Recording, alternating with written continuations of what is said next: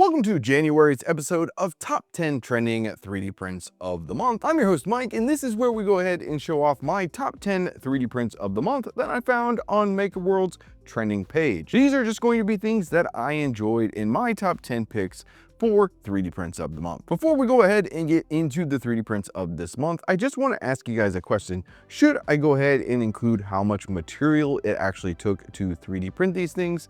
I do find that this is kind of variable based on your support settings, based on your infill settings. So even if I post something, it could be slightly different from what you would actually get.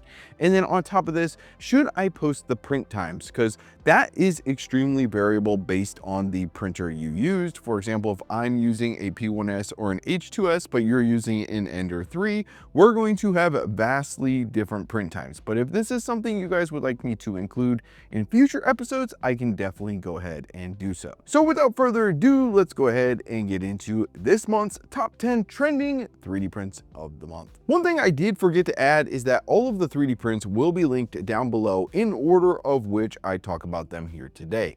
So without further ado, let's go ahead and get into the first 3D print. So the first 3D print of this month that we actually have is the Lego inspired Star Wars battle droid, the B1 battle droid. What is more popular in Star Wars than the B1 battle droid? Not too much, if we're really being honest. So I thought this was more of an ode to my childhood. I thought it was awesome playing Lego Star Wars growing up. I'm a huge Star Wars fanatic. So if you guys are interested in following along in my journey of just building out a ton of 3D printed Star Wars stuff, especially here on the channel, go ahead and make sure you hit that subscribe button. If you're not interested in Star Wars, I still do videos like these that show off stuff. So he does also have a blaster if you go on the MakerWorld page and want to download this yourself. I just haven't done so already yet, but I thought this was a perfect B1 battle droid, or perfect, I guess, 3D print to start us off for the top 10 trending 3D prints of the month. Now, if you do check out this creator, he also has other Lego inspired 3D prints that you can go ahead and check out. And I will add, lastly, for this 3D print, it was not perfect. I just ran with the support orientation that was already loaded into the slicer. I definitely could have made the print look a little bit cleaner, but I'm happy overall with the end result. I'm not getting up and close like with this stuff, and it's just going to sit on this shelf back here or on my desk at work or something similar, so it doesn't need to be perfect. Moving on to print number 2, we actually have this TIE Advanced kit card from Galactic Armory. If you guys are not familiar with Galactic Armory, they are amazing. They make tons of these kit cards. Now, some of them are paid. This one is free. They also have a free X-Wing on their page. I believe it was the X-Wing or the TIE Fighter.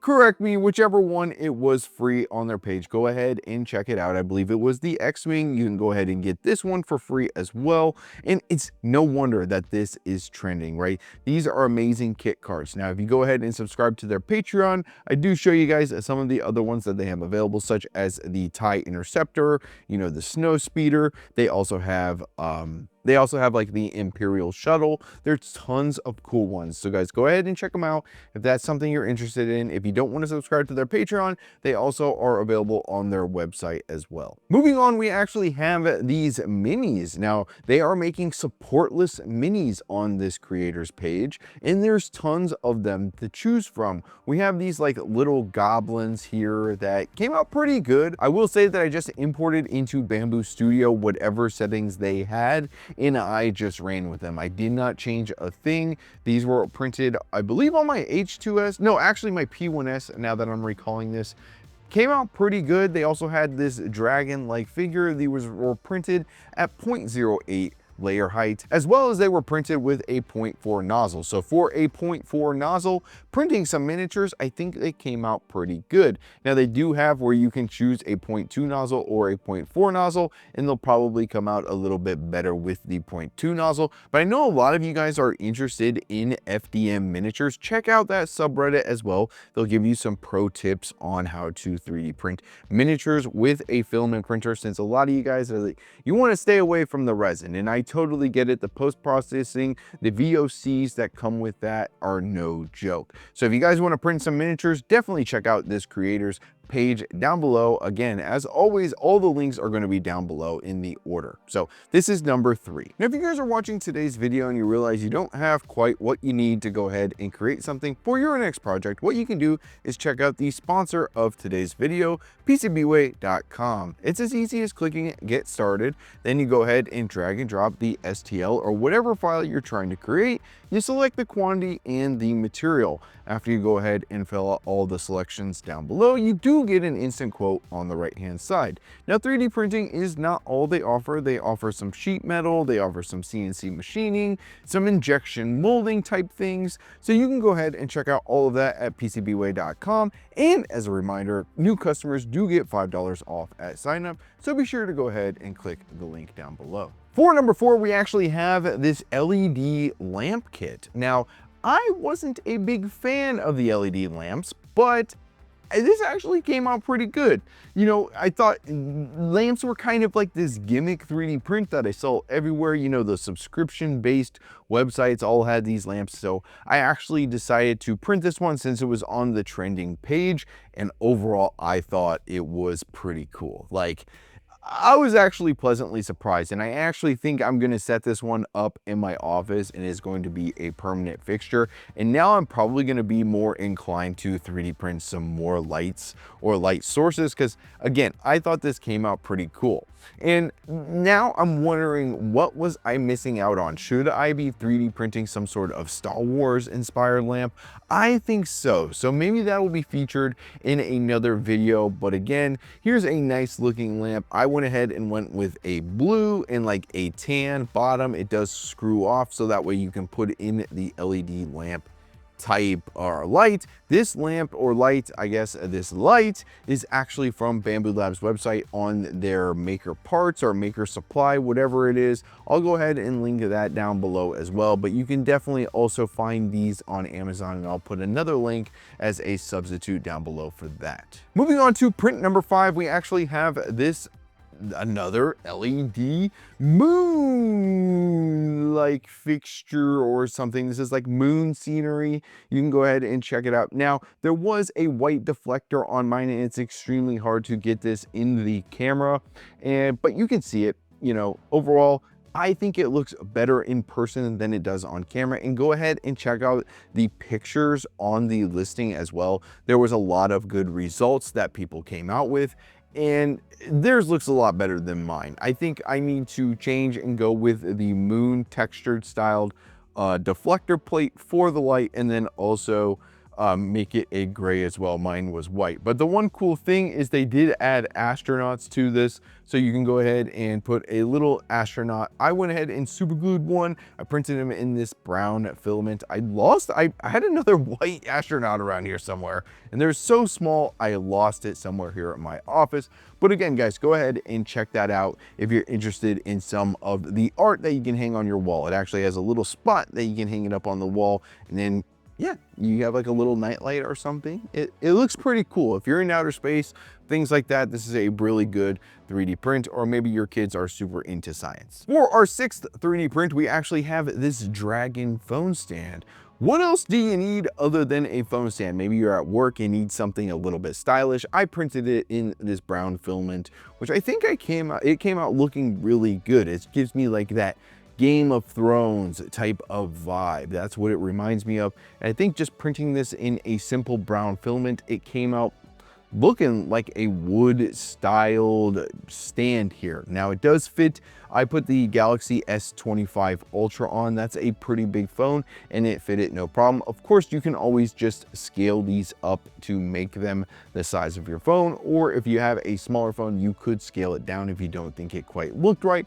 But overall, I think this is a pretty good looking 3D print. Next, we actually have a functional 3D print here, and it's this gauge. Now, I am going to be using it to measure bolts because I have this whole drawer full of bolts and I don't know what millimeter size they are, and I want to go ahead and do a whole video where I organize my tool drawer with Gridfinity. Now, this is going to be really easy for me then to go ahead and do that and figure out which bolt size is which, because from building all of these droids from Droid Division, I just have bolts. There's literally just, I don't even know how to explain it. There's bolts everywhere in my drawer. I need to go ahead and organize them. But for print number 7, we have this meter gauge, and I think you guys should go ahead and check it out. Now on the back, you can actually check hex sizes. There was some comments about like tolerances and things like that in the comments. Of course, I'm sure they factored it in, but go ahead and check it out. It could be something worth printing for you guys. I did mine in multicolor. For the most part, I don't like to include multicolor in these types of videos, but I did mine, and I believe they also have a non-multicolor version. For print number 8, we actually have these stackable boxes. Now, these stackable boxes, I'm starting to use out in my workshop, so I can go ahead and put some sander pads in there, some of the sponge brushes, and they stack really easily. I'm doing more of the Imperial style, so everything that I'm printing now is going with the black and white, the Imperial Stormtrooper styled armor. That's what my themes are now, and I'm printing everything in black and white, so I'm just gonna order just a bulk load of filament that's black and white. But regardless of that, I'm getting off topic here. These stackable boxes make organization easy. Like, you know, don't forget to support them, support the size, because those overhangs are quite long. So you will have to put some tree supports. That's what I did on the sides. But just do auto supports, right? In Bamboo Studio, if you're using Bamboo Studio or whatever slicer you're using, do some auto tree supports and they come out perfect. Print as many as you want, scale them down. I'm sure they'll work just fine as long as you print them all the same size. But again, I thought these stackable boxes were perfect for organization. Now moving on, we have a planter at number 9, and this one was just stylish. It just stuck out to me. If you guys don't know, at one point here in Arizona, I was trying to grow banana trees. And so I'm wondering, maybe I should just put a seedling in that planter for some banana trees. Should I try to grow something? Or maybe you guys aren't into growing anything and you just want a fake aesthetic plant to put in this planter. It looks pretty good. I also tried to test it with the water on top. Mine seems to have the holes didn't quite open all of the way. I'm sure I could go ahead and fix that by poking a screwdriver through there or something like a clothespin. But it still works. It was still dropping some water in there slowly but surely. And it does have drain holes in that bottom tray, so that way you don't kill your plants by overwatering them. And lastly, guys, this one is a T-Rex wall mount. Now, I printed this actually for somebody at work. Their grandson is super into dinosaurs. So this is print number 10. Now, this does bring up an interesting topic that I wanted to discuss, and that is AI when it comes to 3D prints. Now, there's nothing on this listing that indicates that this 3D print could potentially be AI. If you actually go ahead and look at it, it looks fantastic. Like, there hasn't been many 3D prints better than this 3D print that I have printed. Now, I did print this in 0.12 millimeter layer height. This guy has a ton of 3D prints on his page that all look fantastic if you're into dinosaurs. But where I thought this could potentially, now I'm not accusing him of this being AI, I just think it's AI. I downloaded the 3D print, just the STL or the project file, and when I went to slice it in the bottom right hand corner, it said hit him. Now, if you guys don't know, that is a popular AI 3D modeling website, but there's no indication, or at least I could not find any indication on his listing on MakerWorld that this was an AI 3D model. Now, do you guys think I should include anything if I have any doubts? I mean, overall, this was a fantastic 3D print, or if it's still a good 3D print, go ahead and include it. I would love your guys' suggestion or feedback on that topic, but that was print number 10. So if you guys made it this far in the video, I do appreciate you for watching. Make sure you go ahead and hit that subscribe button, hit that like button, and comment down below what you would like to see in future episodes. And again, also thank you to my members. So if you guys are interested in becoming a member, you don't really get anything. It's just a way to support me in my videos, getting to the point where we can retire my wife and she can become a stay-at-home mom. So with that being said, guys, remember, again, hit that subscribe button, hit that like button. Thank you to PCBWay for sponsoring today's video, and enjoy the rest of your day.